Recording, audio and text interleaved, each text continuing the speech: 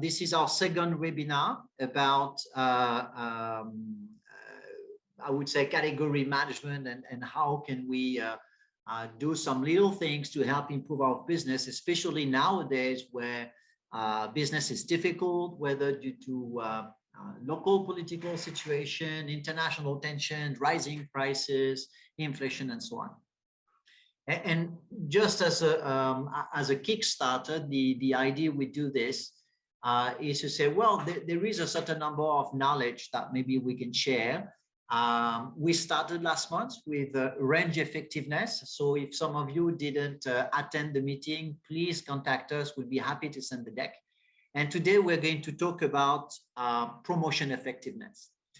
All the things that you're going to see throughout the workshop can be obtained through our area category management software, of course.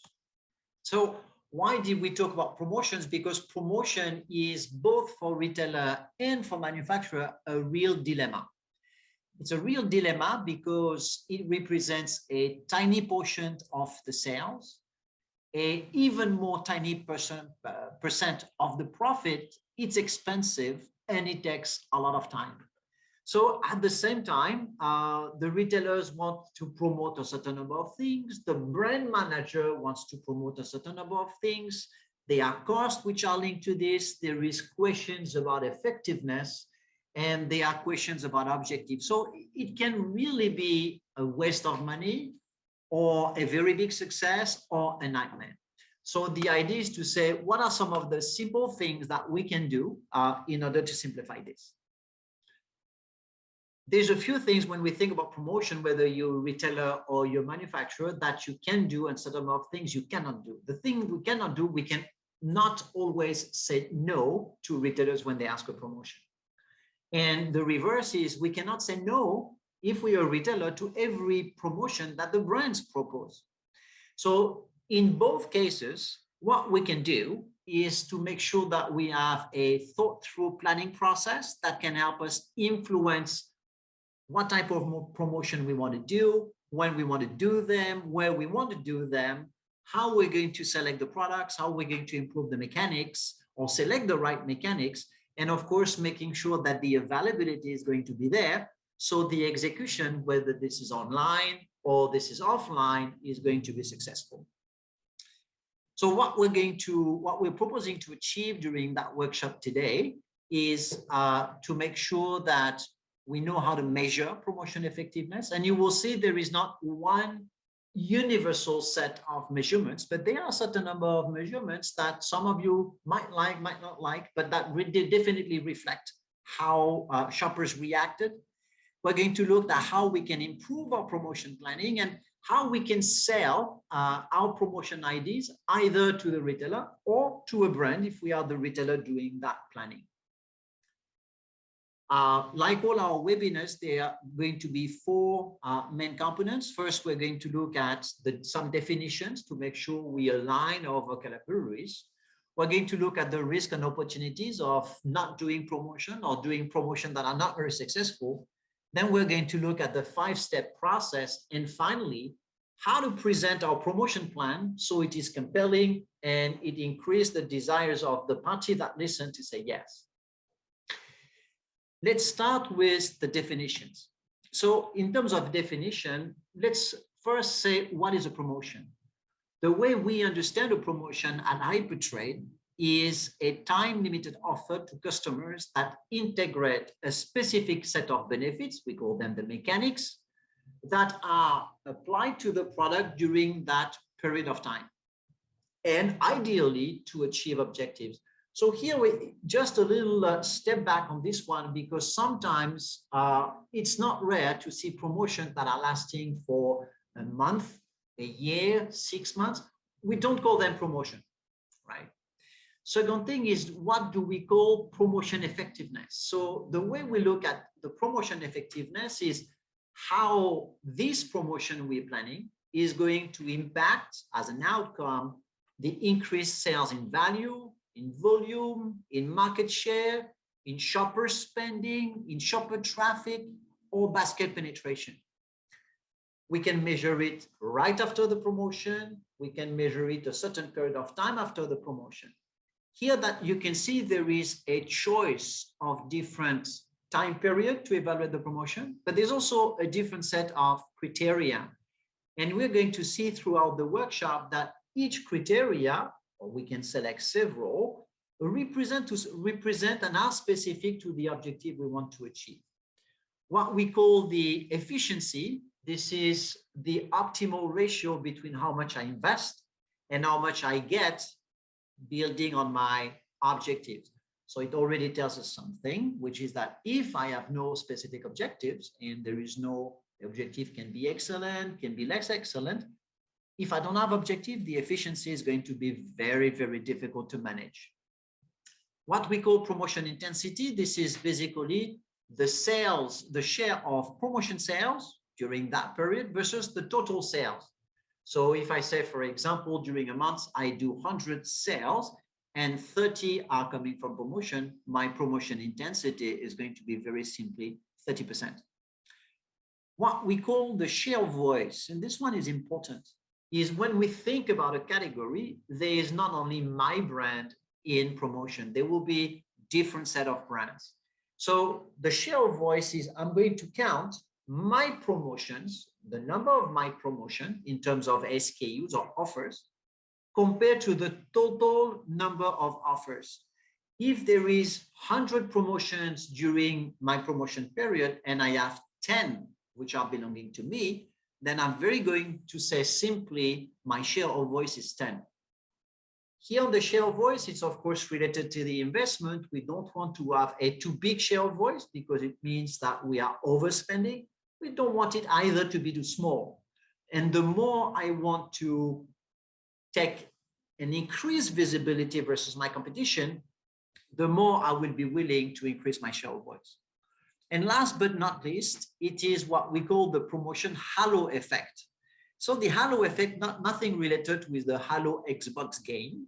The halo effect means there are some products we know that when shoppers buy them, they also buy a lot of other products in the store. So if we select a product with a strong halo effect, we know that when the shopper is going to buy that product, he's also going to buy a series of other products. So this one's going to be very good for a global basket impact on the category.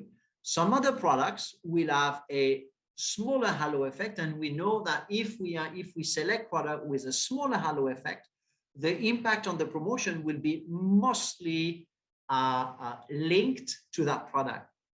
Now, as we explain in this definition, the halo effect is depending on the seasonality. So for example, a box of chocolate might have a very strong halo effect during Christmas, but it might have a much lower impact during other period of time. Four key metrics to know, and I guess most of you know, so we are just reminding them to everybody here. The penetration, so it means the penetration, we are counting the number of transactions related to that promotion versus the total number of transactions. Ideally, a good promotion is going to increase the penetration of the brand and the penetration of the category. What we call the share of wallet is the spending of a shopper for that product compared to his total spending. So if the halo effect is big, it means that maybe the spending on the share of wallet of that promotion item is going to be only 5%. If and it's very good because it means that the spending is also going to other categories, maybe not necessarily promoted. And if it is very big, it means that the shopper is mostly buying that product. Redemption, it means if you guys are running coupon through targeted promotions, you want to know how many people redeem the coupon. So that's the redemption. And the brand switch is, imagine a brand is doing a promotion to try to capture consumers and shoppers from another brand. They might want to measure how much shoppers from my competition did I pick up. This being said, we have the key definition for our workshop. So let's look a little bit about the risk of opportunities and why promotion effectiveness is important. The risk, I think everybody knows them. The first one will be a very low return on investment. No impact on the total sales volume, no impact on the market share, not even during the promotion. Some of the stocks, which means there will be returns, additional costs. There will be a loss of credibility. There will be a lot of shoppers who are going to be disappointed by that offer and are maybe going to switch to another brand. And of course, the brand image itself or the category itself, if I'm a retailer. The opportunities are, of course, the opposite. Sales and market share increase, new shoppers, brand switching, great support from the retailer if my promotion helps increase the category penetration, helps increase the basket value altogether. It means that there will be additional shop orders from my retailer. There will be a continuous volume increase. And of course, if I'm successful, my boss and my colleagues are going to praise me. So all this to tell us that every time we're planning a promotion or a promotion plan, is to keep this in mind, because we are not doing this just because we have to do this. We are doing this to avoid the risk and maximize the opportunity. So to do this, there is a 5-step process. And in my opinion, this is the most complicated process we can find in retail with CRM. If we look at this at a high level, it looks pretty simple. It says I'm going to set up my master plan, then I'm going to set up my objectives, then I'm going to build the promotion themselves. I'm going to find a way to forecast my sales if I don't have a super powerful algorithm. And then I'm going to build my promotion plan, which I'm going to share with my partner. Now that's the easy look of it. As I was telling you, it's a complex one, because if we go into the details, that's the one we're going to. The master plan is basically to say where and when do I want to invest in promotion. That's true for both players, retailers and manufacturers. The second step, the promo objective, is what impact on shoppers do I want to have and by how much? The step number 3 is I need to build this promo. I have selected my subcategories. I have selected the frequencies. I've selected the planning. I have identified what group of shoppers I want to focus on and impact. I have identified what type of behavior switch I want to achieve. I have quantified all this. So now I will need to select the product and the mechanic. So to select the product and the mechanic, there would be 2 things. There would be, of course, analyzing what I did in the past. It's what we call the SWOT. But I also will have to select my products, which are the most appropriate among some of my brand managers' directions, some of the top selling item and requests of the retailers, and select the mechanic that is going to match the shopper behavior I want to achieve. Then I'm going to do my forecasting. And in my forecasting, there would be, like in range, there would be always 2 components. There would be first my sales estimate. So how much is this going to increase my current sales over that period of time?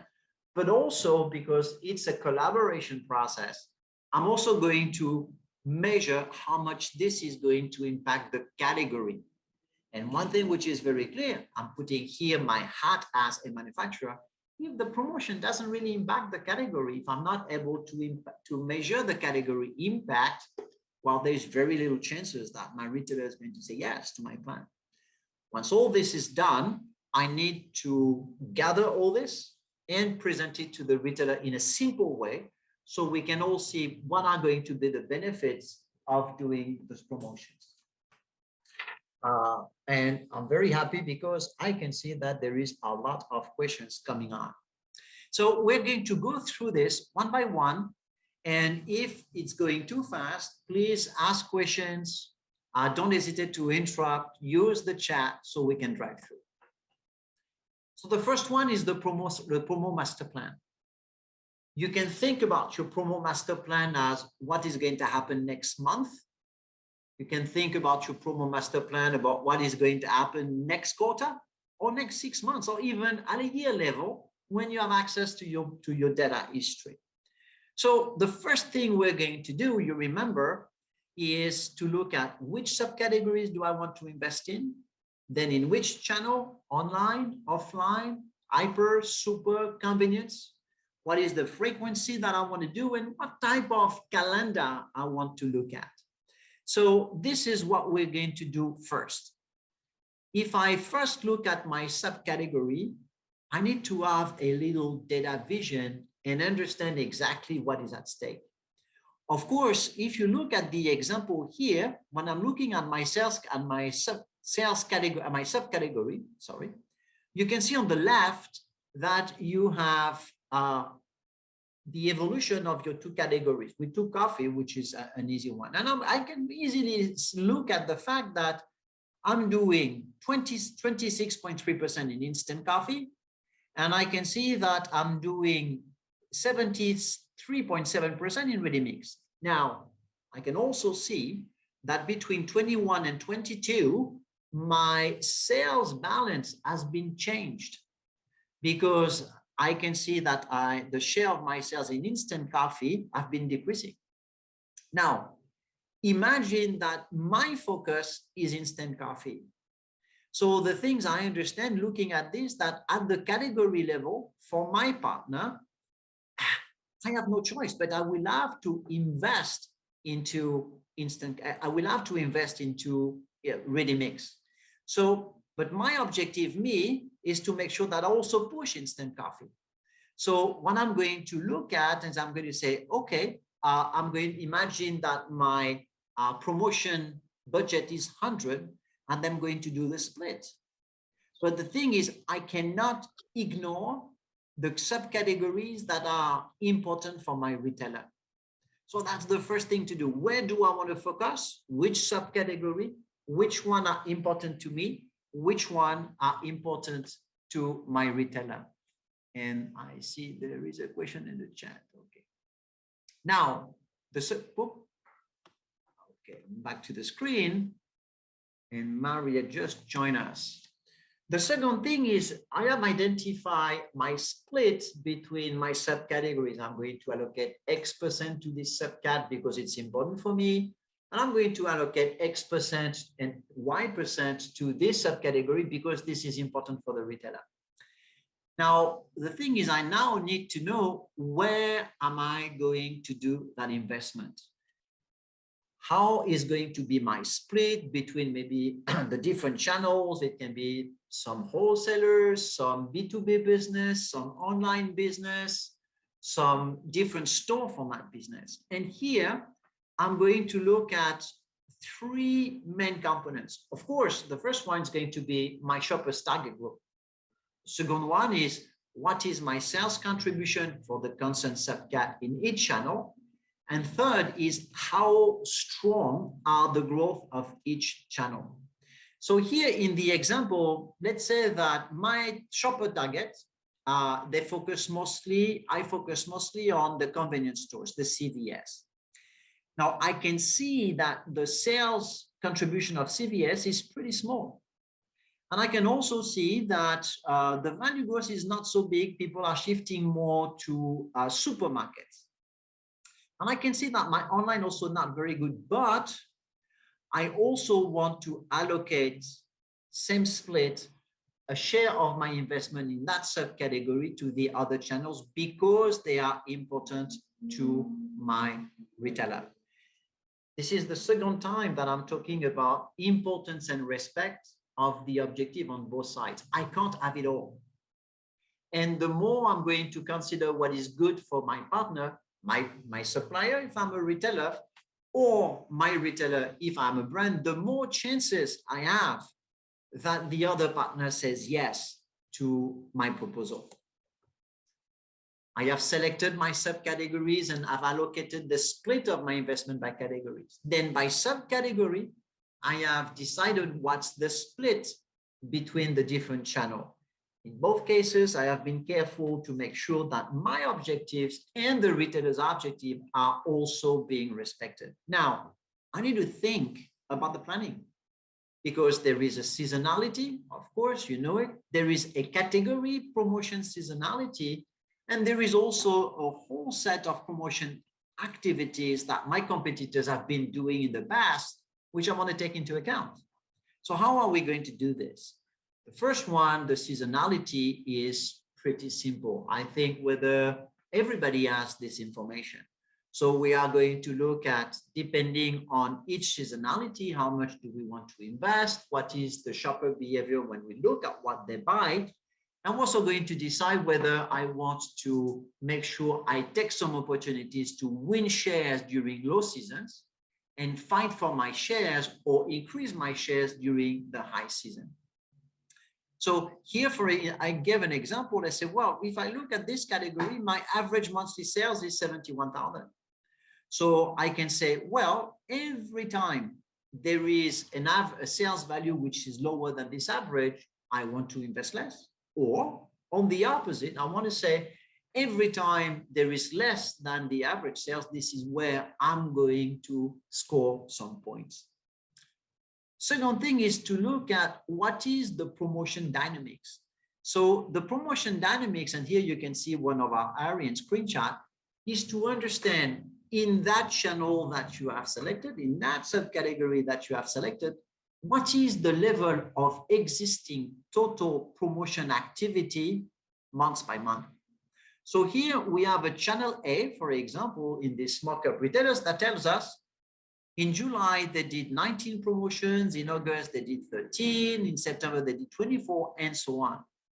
And I can see that for each month, I look at how many percent of the sales were from promotion. Here, I can see that the biggest promotion opportunity has been in February. So I say, well, maybe I want to invest in February. I'm going to look at the seasonality of every single month. I can look at what is the value those guys are talking about and what was my share of voice. So I can see, for example, my share of voice was at 59% in the month of July, and my promotion intensity was not so bad. Now I can already see that I increased my share of voice in August. The results were not there.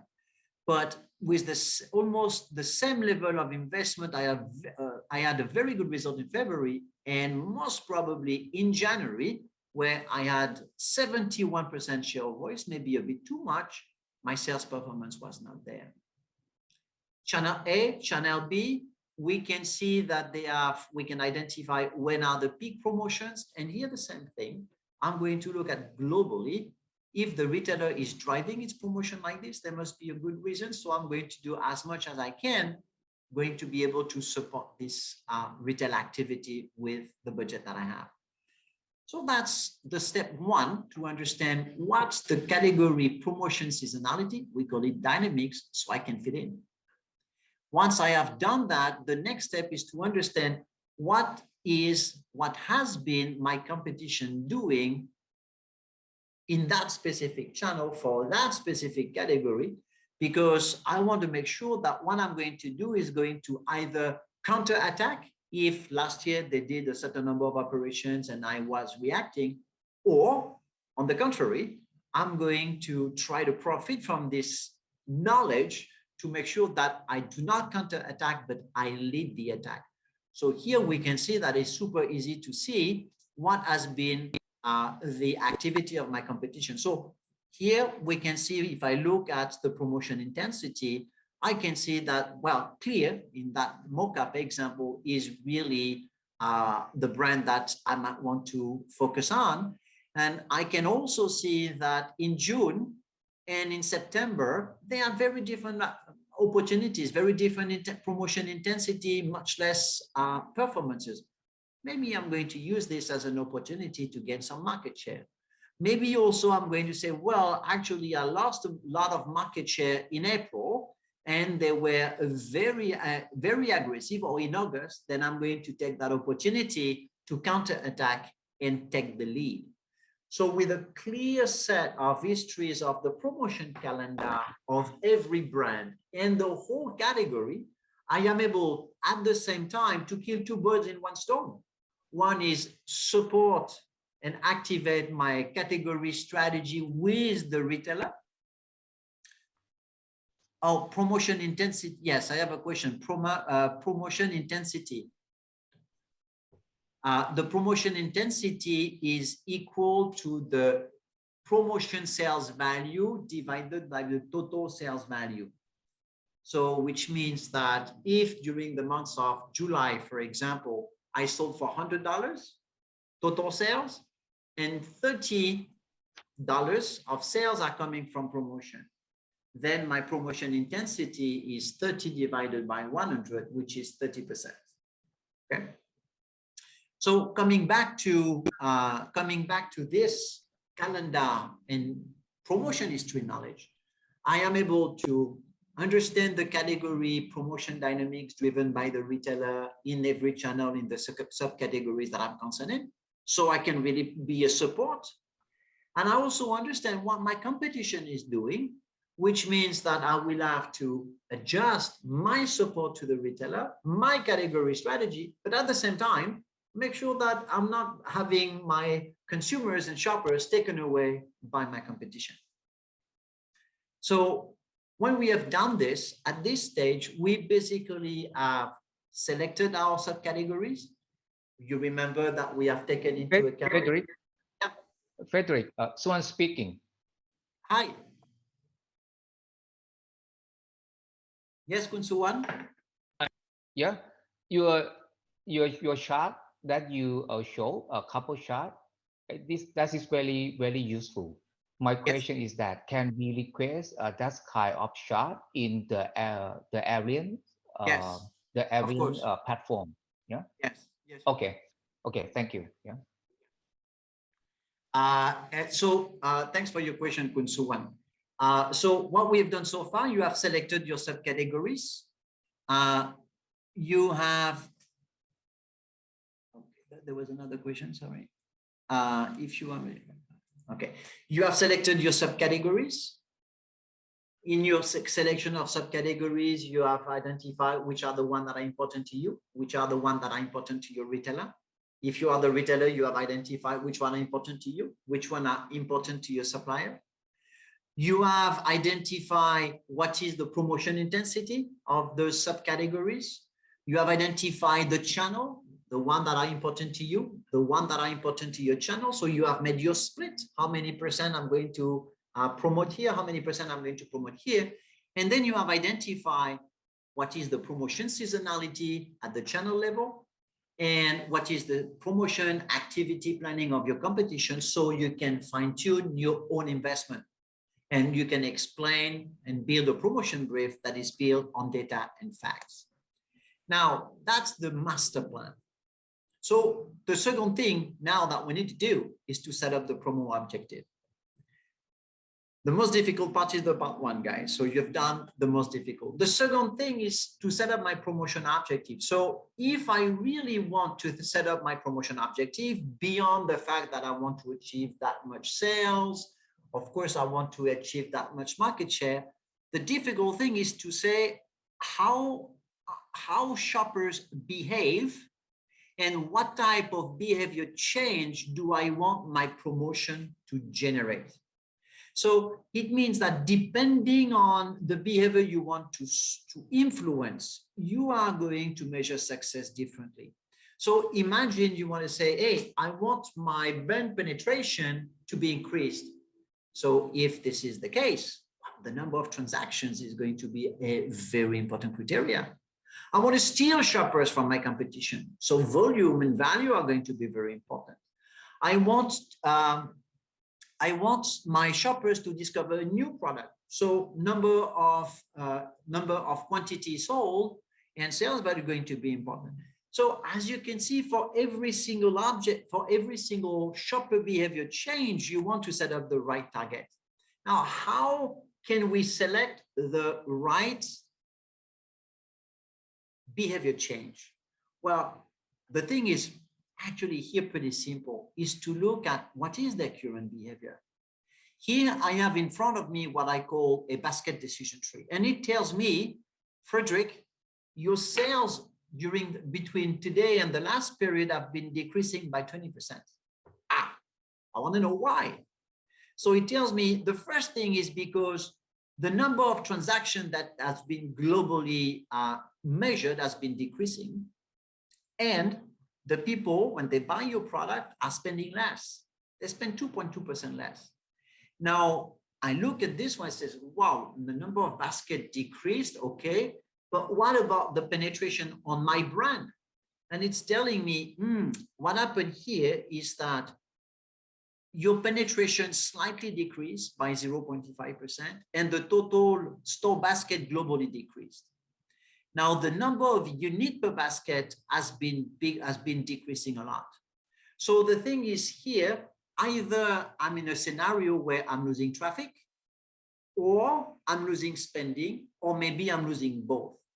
So if I'm losing traffic, my objective should focus on increase the traffic. So I can do, for example, sample booth, I can do cross displays, I can do sampling, I can do shelf decorations. If I'm losing the spending, it means that what I need to do is to increase the number of units per basket, or I can ask the shoppers to buy higher value products, which will be, for example, the bundle pack.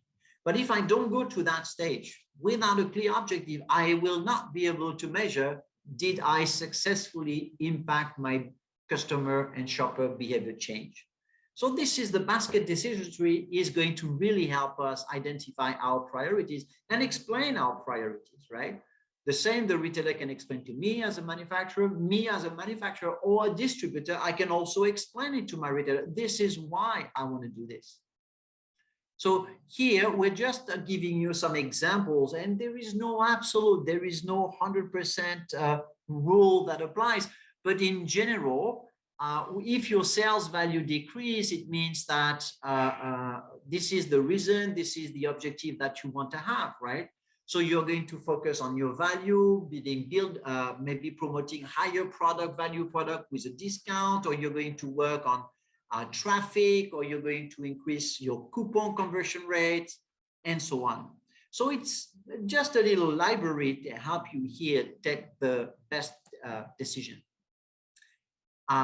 Here's basically the same, and some of the reasons why your performance or your promotion objective can basically be impacted.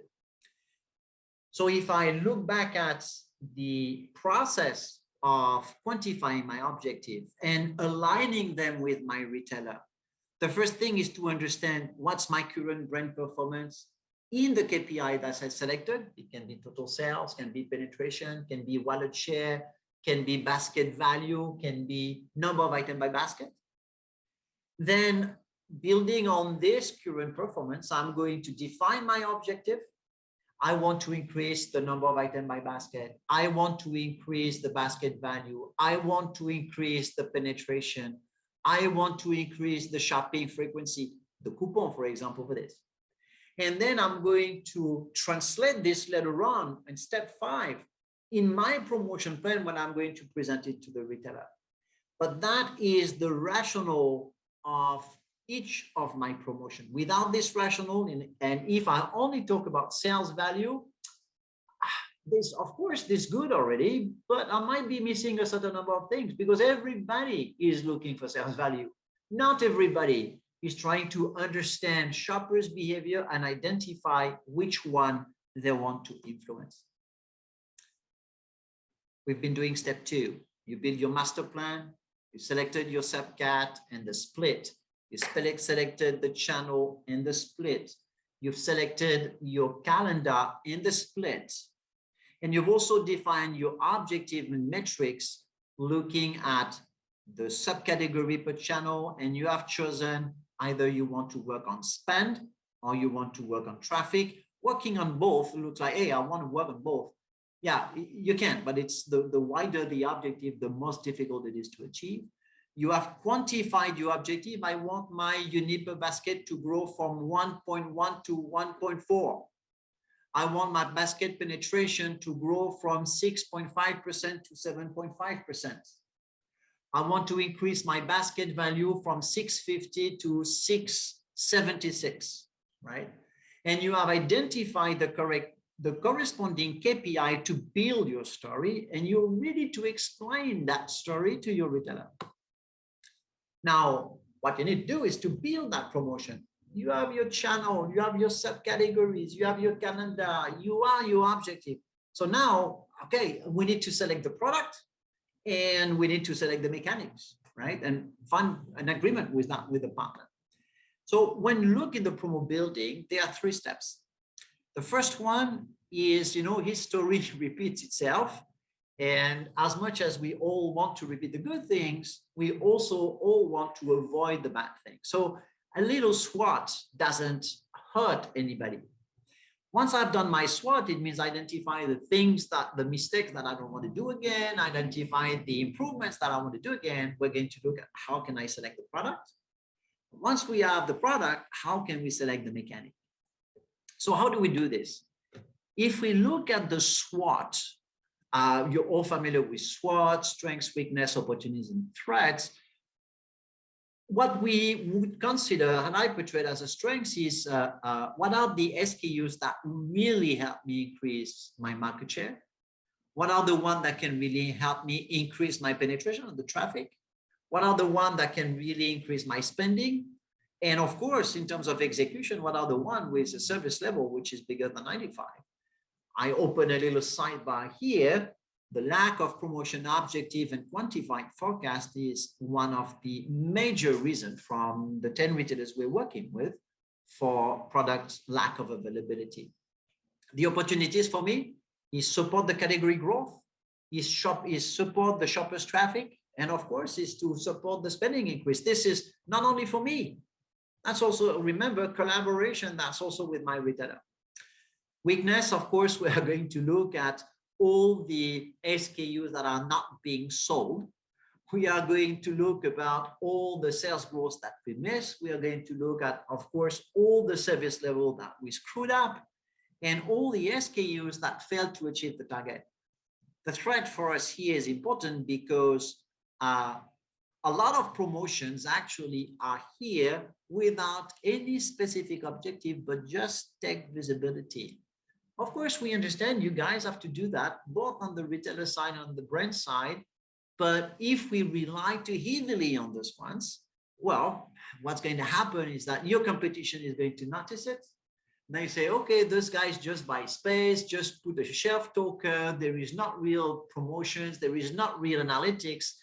I'm going to take that opportunity to smash them. So that's the type of SWOT you want to do. Now, promotion evaluation of the past.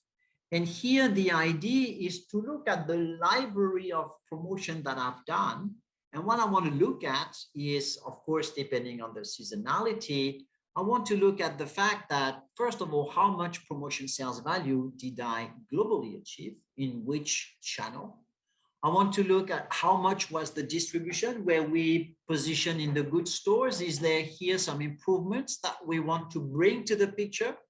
So you can see, for example, if I'm looking at that sample, the line 1, 2, 3, 4, 5, 6, I see that this item had a low distribution.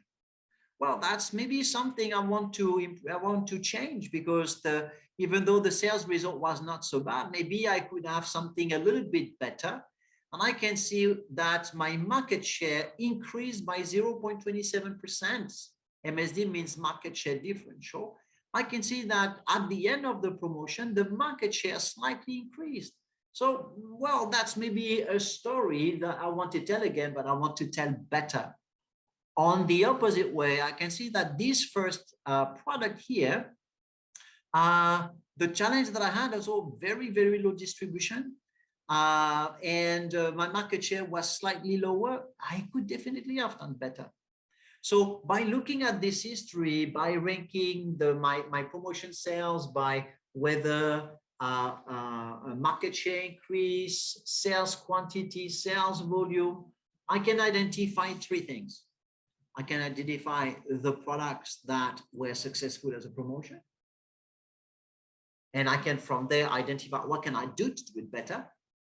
I can identify the promotions that were not successful and look at why. Maybe we will see after that, maybe just the item wasn't worth a promotion at all. But I can also identify what are the promotions, what are the products for which I never ran a promotion. And that also can be an opportunity because, as you know, if we always run the same promotion, there's a moment where shoppers are maybe not going to try. And as you know all very well, it's not because there is a promotion of a toothpaste where I can buy 2 tubes of toothpaste instead of 1 that I'm going to brush my teeth longer. Now, the second thing is, of course, if this item has not been promoted, or if this item has been promoted, I want to check again. Nowadays, how is this product performing? How positioned is it in the housewife basket? Is it very common in the housewife basket or not very common? What is the sales contribution it represents to me? And what's the sales trend? So all this is going to give me some ideas about whether I want to select this product or not. And I can share that collaboratively between retailers and suppliers. So we might want to choose it together, right? And at the same time, I want to avoid all the problems. At the same time, I also want to say, well, there are some items which I want to try to promote because their sales ranking is not very efficient today. And we need to do something because it's in the range. And if I'm not doing anything, that's going to be out of the range. So I will say, oh, this product also has never been promoted. That's something I want to, my producer is telling me to breathe. Thank you, producer. So I breathe. Okay. Now, here we're just giving you a little example about the type of mechanic that usually are being used. So again, that's not an absolute golden rule. This is just something that most of you know already, and we think that it's good to have it in writing because sometimes we get busy and we forget it. Now, once I have this, it means that I have selected some of the products. I'm now going to select the mechanic. The mechanic, the way I'm going to choose is, remember, what is the target the shopper behavior that I want to influence. I'm going to look at the history. And I know that some of those mechanics are very good for specific promotions. So here again, we just put you some reminder about what are the most used mechanic for what type of activity. So if it's a special event, like a super event where maybe there is no discount or not that much discount, but maybe special packs, new products, when I do cross display, when I do in-store promotion, what can be the impact? The reason for the promotion, of course, is always very important. So what have we done so far? We have built our master plan. We have defined our objective on shoppers' behavior and selected the metrics we want to influence, and we have given an objective to that metrics. We have selected our promotion products based on history and based on sales performance. So it means that even if the product our brand manager asks us to promote is not as a top selling promotion item or is not in my top performing item, I can know precisely what's the sales performance and I can explain that story to my partner. Now I need to work on the forecast. So the forecast, there are 2 options, right? One is you have a super powerful algorithm. If you use our ULIS solution, you can. But most of the time, we don't have access to this. So how can we do it using what we have, which is data history? What we're going to do is we are going to look at 3 components. The first one, we're going to look at the normal sales history. How is this item selling? What's the average sales per day per branch, per day per channel? That's going to give me a first foundation. I know that this product is being sold on average at 47 units per day online. So if my promotion is lasting 10 days online, at least my best sale is going to be 470. I'm going to look at the promotion sales history, because with the promotion sales history, I can compare, as we have seen, what's the uplift. We have seen that in our promotion sales history, we can see what's the market share impact. So we say, okay, on average, I can see that I had a 1.6% market share impact, which I can then quantify to this much. And then I can look at the promotion effectiveness. So when we are going to look at this promotion history, this normal sales history, and we ideally, if we have the time, we're going to make it for every single promotion. Sometimes we don't have the time, so we are going to at least make sure that we take the time for our main promotion events. Then we are going to be able to say, well, we are selling a normal promo. We are selling on average for say 400 units per day per branch. And our promotion history tells us that when we have a promotion for 2 weeks during that period of the year, we have an increase by 1.5 coefficient. So it means from 400, we will go to 600.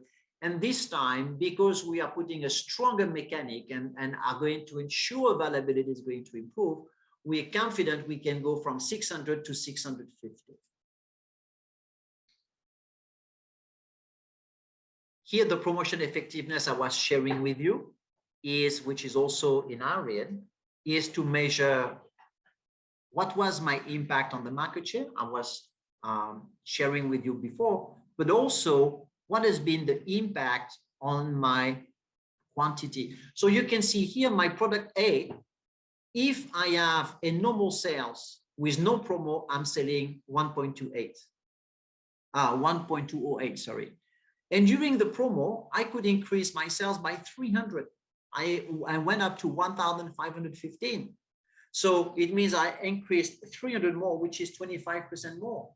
So next time I should do at least 25% more. I had some product that didn't work at all, right? So if you look at, for example, the product C was a disaster, I won't do to select that product again, or I'm going to make sure I really understand why it was so low. So I have built my forecast. I have quantified my objective in terms of quantity and volume. So now I need to gather all this so I can present to my boss and also can present to my retailer or to my retail partner. So what we recommend is internally for manufacturers, and I'm sure you do have similar documents internally, is to make sure that I can really easily see what's my global planning, the number of SKUs I want to promote, the channels that I want to promote, the sales unit I want to achieve, the promotion sales targets, the sales amount, and the impact on the category. That impact on the category is really critical because this is going to be one of the key influencing information you're going to share with your retailer. So here in that example, I'm saying, well, with this promotion plan that I built, we took a year for the sake of examples. Ideally, you do it on a year. Sometimes you have to do it by quarter.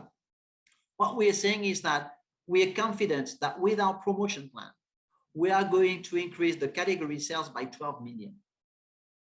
And you remember that proverb that says, we always start with the end in mind. So, well, you should basically start this story by this when you sit down with your retailer. Now, when you present it to the retailer, our recommendation, being former retailer ourselves, is to make sure that we are really making it simple because they don't have only one supplier. They have tens, hundreds of suppliers. So we want to make something super compact. We want to take the concentrated information. And here in that case, we are saying, well, for the coming month, we could have the same list for a quarter. Mr. Retailer, this is what we're going to do. Our promotion plans, we plan to have 6 promotions that are going to cover 2 channels. And our impact to the category is to increase the sales by 44,000. What do you think? And of course, we are making sure that our promotion build up stock level is sufficient to sustain this one, right? So we've been doing all this process, which is complex, to finally come up with something very simple that we can substantiate and explain at any moment. So when we have this, we now need to make sure that we can present our strategy. And remember that strategy is the same as with the range. We want to focus on what is important. But what is important is to say, Mr. Retailer, last year we had a promotion intensity of X%. This year, we want to grow our market share and we want to have a promotion intensity of Y%. And our promotion strategy, the one I'm going to present to you, is going to have an impact of plus Z or alpha percent on the total category, supporting your growth. The way we articulate this, remember, is always to start with the retailer view. And the retailer view here in our case is to say, we did some homework and we look at the fact that over that period of time, in this category, in this channel, there is a promotion intensity of X%. We also identify that the number of promotions here was picked around XXX retailers. We are going to propose you something that is going to improve this. Let now me shift to the way as a manufacturer we look at it. We think that this subcategory in that channel should be increased, so that would be the results. How are we going to do this? This is the product we have selected. This is the shopper. This is the shopper impact we want to focus on. This is the behaviors we want to influence. This is the metrics we have been selected. And we have translated that into this type of product with this type of mechanic, with that sales objective, which is going to deliver an impact on this much in terms of penetration, in terms of wallet share, in terms of spending, whatever the metrics you have decided on your category. Mr. Retailer, what do you think? So that's basically it. You have been very, very good, because in the 55 minutes, you have been through this complicated process. Now, when you look at this process, before we go into the Q&A, some of you might think, wow, that's really complicated. I do not have the time. Or, wow, it's really complex. I'm not sure I can do it on my own. But that's okay, because some of you are going to decide some of these things some of the time. Some of you maybe are going to say, I want to do the step 2 or the step 3 100% every time of the time. I think the important thing is not to cover everything. I think the important thing is to say, in this process, what is the most important for me and for my retailer, and to make sure that I stick to it. It's not about being the first in class, get the A level from the teacher, say, well, I did every single thing. And no, but it's to make sure that, again, you select for each steps, what are the components on which you will not negotiate and not work with a lack of precision and a lack of data. All this can be done through our Arian software, of course.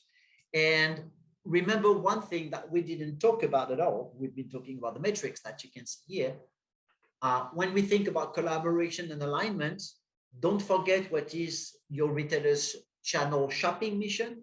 So for example, what's the shopping mission of this online channel on that store format channel? Because you want to make sure that the promotions you're going to propose are supporting that channel's mission. And also, if you can, is to make sure that you understand, are aware about the role the retailer has given to that category. Because if, for example, in a volume role category, I'm proposing a lot of innovations, well, the chances no. It's very, very small.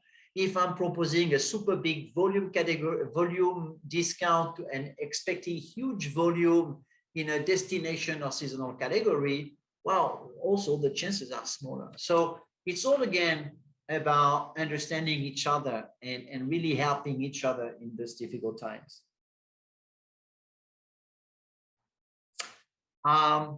That's basically it. I see that we have some questions here.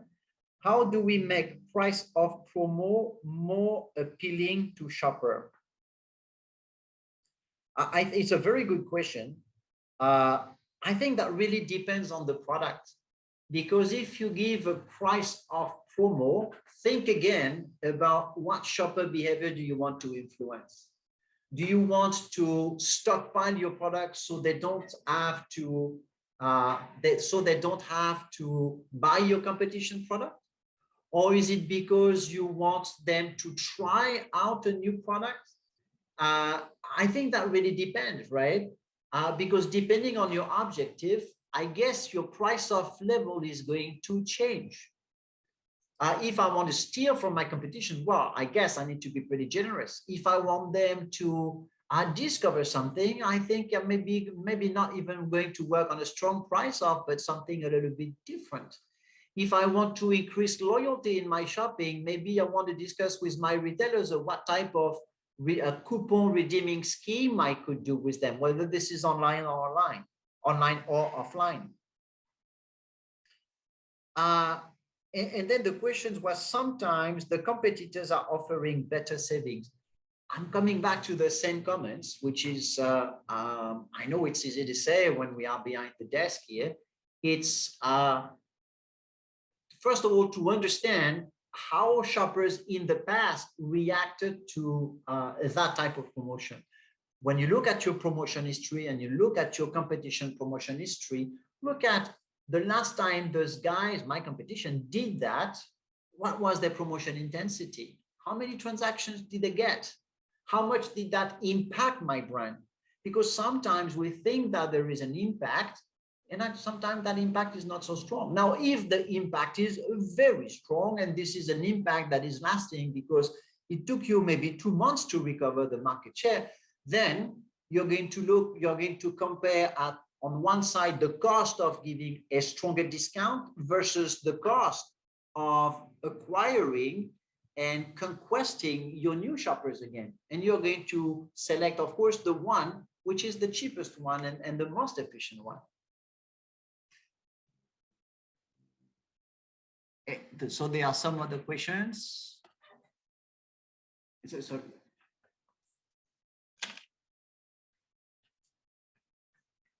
Okay. So they let me read with you some of the questions we receive. How to measure promotion effectiveness? I think we looked at it. We said that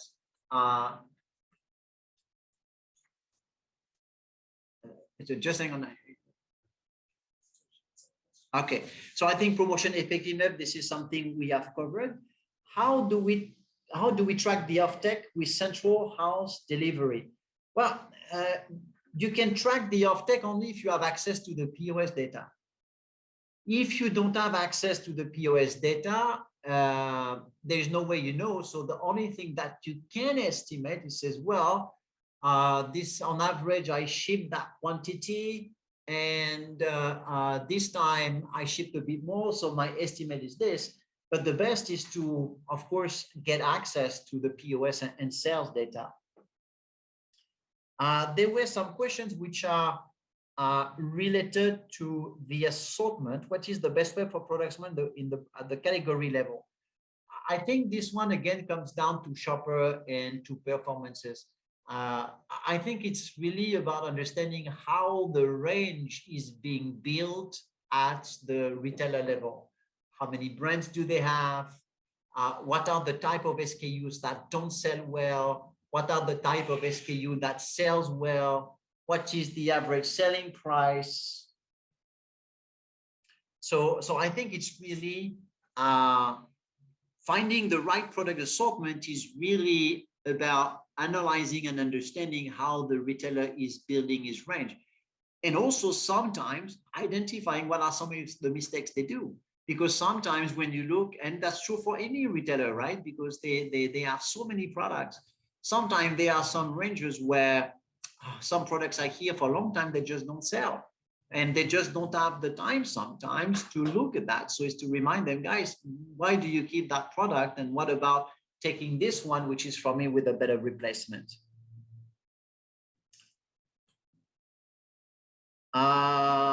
Okay, there is a very good question about how to navigate promotions in those times where raw materials and exchange rates are fluctuating a lot.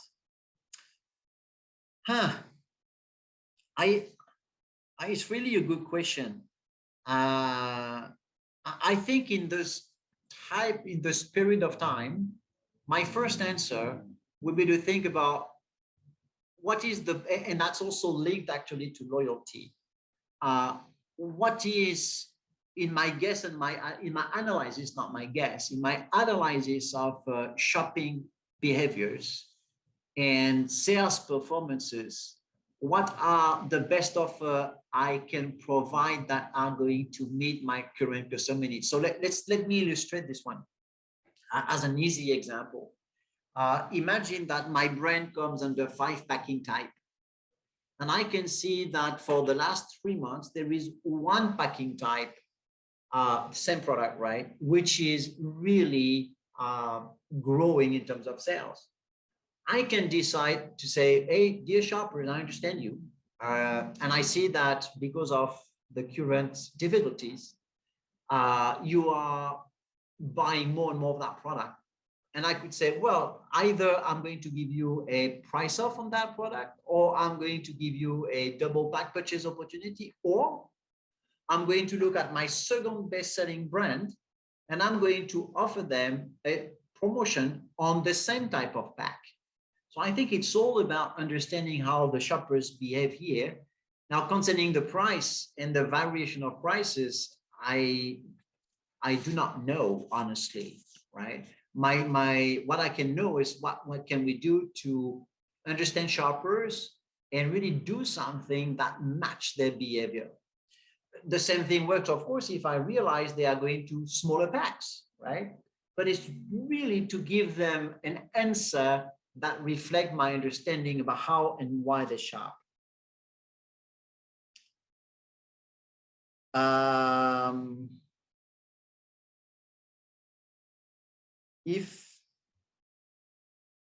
Okay, so there is a question asking a very good question, which is, if my brand is already very much promoted, if I increase my promotion level, it's going to impact my overall margin and maybe not boost my sales. What to do in this situation? One point is that one thing which is sure is too much promotion is not good, neither for the retailer, neither for the manufacturer. Now, if I abruptly decide to decrease my promotion intensity because I have been doing this, there is a risk for me that my competition, looking at the evolution of my promotion calendar, decides to say, oh, okay, I see Frederick's brands is decreasing his promotion investment. That's the opportunity to take market share. There's also a risk on the shopper perspective to say, well, I don't understand, because in the past, Frederick's brand was doing a lot of promotion and now they stop. What happens there? He's not loving us anymore.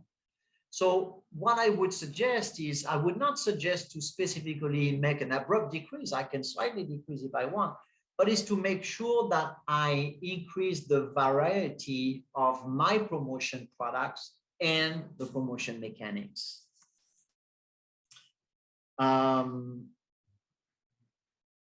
So there was that question about the matrix.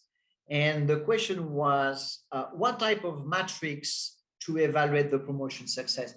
I think we've kind of covered that, because if I come back to that slide, we're saying you can measure your promotion success depending on the shopper behaviors you want to influence.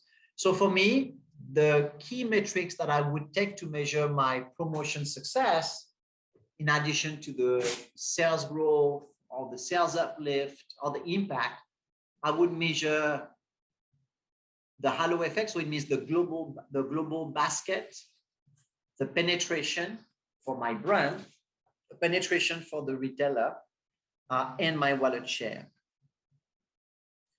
Another question is, how long should I promote a certain product? Well, it's a very good question. I think the promotion cycle must be aligned with the shopping frequency. So let me explain. If, for example, I identify that the majority of my shoppers are buying their cooking oil once every 2 weeks. Making a promotion every week doesn't really make sense, because it means that I'm going to permanently miss a certain number of them. So now now that's the theory, because in practice, there is, and here I'm more taking my retailer hat, there is in a promotion plan for a retailer a certain number of products which are called unavoidable.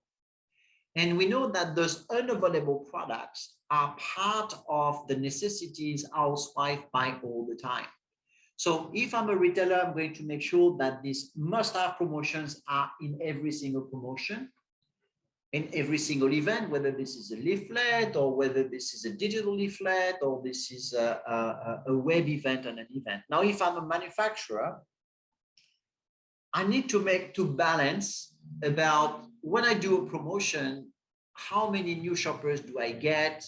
What's the impact on my market share? Because if I promote that the same product over and over and over again, remember the definition we said at the beginning, doesn't make sense.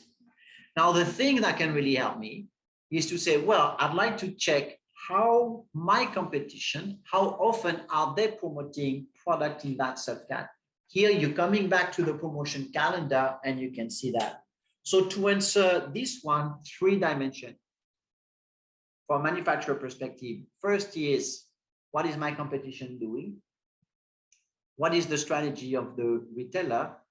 And what's the shopping frequency? So I want to find the best compromise there. I don't want to be on promotion all the time, but at the same time, I don't want my competition to profit from the fact that my frequency of promotion is too low and they steal my shoppers. Is there an industry benchmark for effective promotion?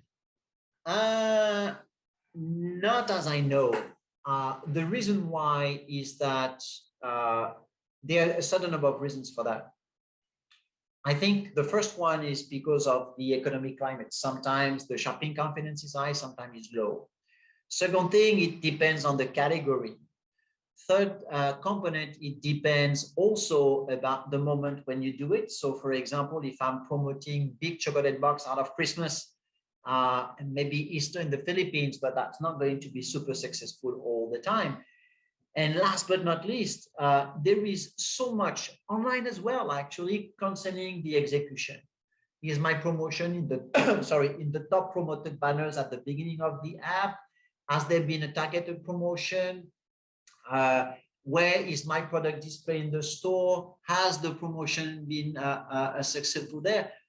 I would rather suggest something different, is to work with your retailer and say, okay, let's benchmark what has been the promotion efficiency brand by brand, category by category we had over the last 6 months. Get to the system, get the data, calculate it. And then say, well, let's work together to improve that efficiency. So on certain point, there will be a work on availability, certain point, there will be a work on product selection, certain point, there will be a work on the mechanic. But it takes 2 to tango. So I think that would be an excellent idea as a collaborative approach between retailers and suppliers.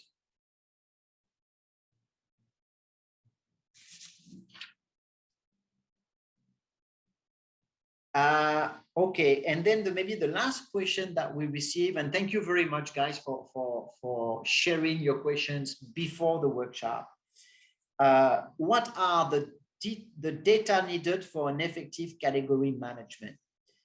I would say there are 2 levels. The first one is to make sure that you have all the sales, quantity, information, and it can be on a monthly basis for your brand, your SKU, stores, and your competition. So you can, with these 4 data sets, you can see, and of course, the selling price, right? If we talk about sales, we talk about quantity, volume, and selling price. so we can have an understanding about what are the dynamics at stake here, what are the channels that grow well, what are the type of products that grow well, what are the subcategories that work well, what are the packing type that work well. Now, if we want to go into, and with this, before I go to the advanced level, with this level, which is actually the type of data most of our clients are using, there is already a wealth of information which is there. Now, if I want to be a purist and I really want to go the extra mile, I really would like to have information about shopper behavior. I want to know about their frequency. I want to know about who are my top shoppers. I want to know about their brand switching. And I want to know about my wallet share. So Coca-Cola, you guys talk about share of throat. Well, with POS data and your own segmentation, all the retailer segmentation, you can see very easily what's the share of throats that your products have, brand by brand, in the shopper of that retailer. Is there any other questions, guys, or comments? No? So thank you very much for this, for your time, for this presence. I really hope you enjoyed and maybe learned a thing or two. Remember, no need to do everything, but you maybe do some of the things some of the time. Establish your own rules. Define your working guidelines with your retail partner. I think that's the most important. And if you are going to receive a manual of this deck. And for those of you who are interested, you can contact us and we'll send you a link to the video. And if you want to know more about our area and category management solution, which of course we have been using today for our webinar, we'll be very, very happy to help. Thank you, guys. Great promotions. All the best during this difficult period, and a strong help to all of you and your family. Bye-bye. Thank you.